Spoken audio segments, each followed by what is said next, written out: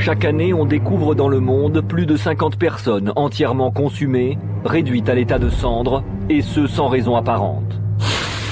Plus étrange encore, les objets situés aux alentours des victimes sont épargnés. C'est le plus mystérieux des phénomènes provoqués par le feu, c'est la combustion spontanée.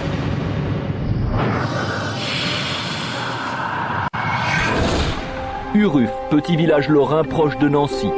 Dans la nuit du 11 au 12 mai 1977, les pompiers découvrent un spectacle d'épouvante. Le corps d'une sexagénaire est retrouvé à son domicile, carbonisé, gisant sur le plancher.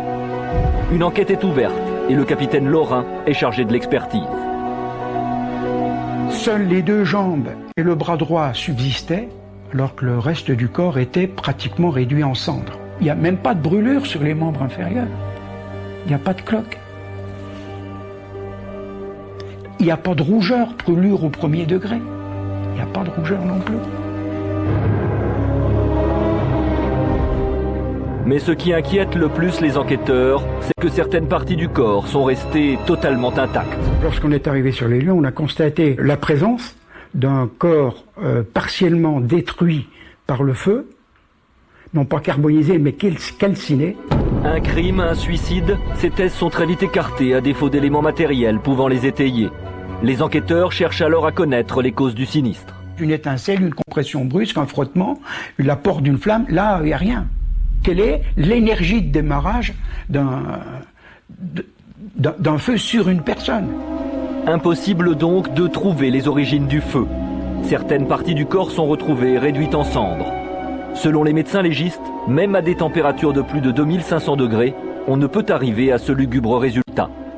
On sait que cette personne utilisait pour se chauffer du fioul.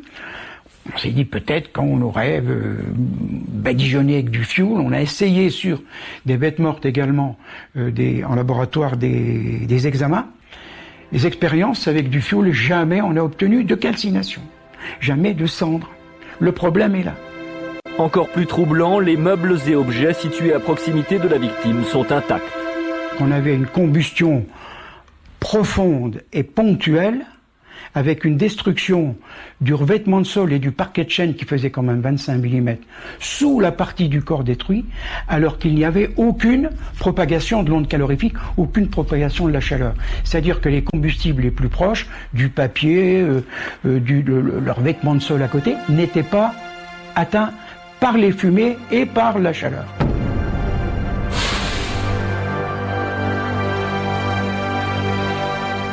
Chose aussi paradoxale, c'est que la dame portait des collants. Et on a retrouvé la partie des collants sur les jambes non affectées par le feu. Il n'y a pas eu de propagation du sinistre. Voilà. Le terme, il est net. Il n'y a pas de propagation du sinistre. Alors, accident, assassinat ou combustion spontanée? Les enquêteurs restent perplexes. Aucune explication satisfaisante n'a pu être trouvée à partir de ces éléments pour le moins troublants. Le rapport d'expertise conclut par ces mots, à moins qu'il ne s'agisse d'un phénomène extraordinaire.